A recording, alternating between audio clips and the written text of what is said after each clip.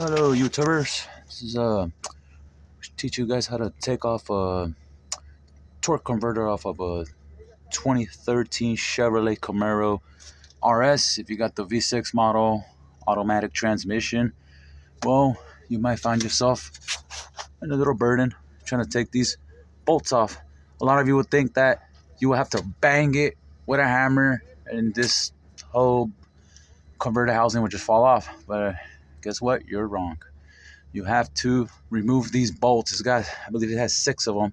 We got 1, 2, and then you got 3, and another 3 on top. The only way you're gonna take those bolts off, you gotta remove the starter housing. The starter. Here's the starter. You gotta remove that, and you have to access it, the bolts, through the back. You'll see them. They're 18mm bolts. So, and you gotta line this hole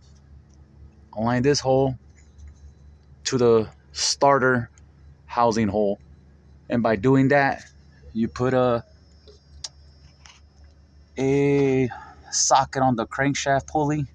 You rotate the crankshaft pulley, and you're gonna have to come back down here towards the car and just make sure that this bolt lines to the hole of the starter.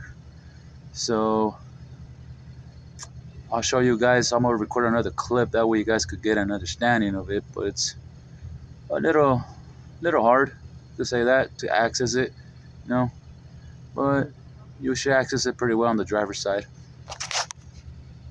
Guys, for the crankshaft pulley, you're going to use a 19mm socket. From there, just put it on the crankshaft pulley bolt. You're going to want to rotate it clockwise. Do not go counterclockwise. You don't ever want to rotate a motor counterclockwise unless you know what you're doing. Clockwise, what I mean, to the right. I'm going to go ahead and give an example. So I'm going to go ahead and rotate it. Yeah, it's a little stuff. You guys might want to take off the spark plugs. That way you get more. You'll be able to rotate the engine even better. So you just rotate it. You could try to use downforce if you want. We're gonna go check the hole over there again on the torque converter. We'll just go one little push. Alright guys, this is what I mean. So got the ratchet right inside of the starter compartment. See that? That's where you put the starter. Alright, that's where the starter goes. We're going to loosen that next bolt right here. See that? That bolt right there? That stud coming out? Check the point, and we got to go closer. That stud. Alright, we're going to loosen it. It's going to get loose right now. Alright? So that's all you got to do. Just move that crankshaft pulley, rotate it clockwise, and you'll be able to, you see that? That's the one I took off. You'll be able to loosen up that one, and the other 4 ones left. Just gotta line these holes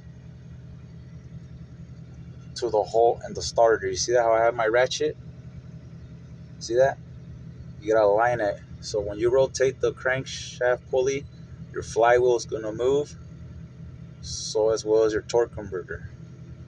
Once you remove all the bolts, once you get to the last bolt, you're going to want to have someone holding up to your torque converter, because it can't fall and you will hurt your head.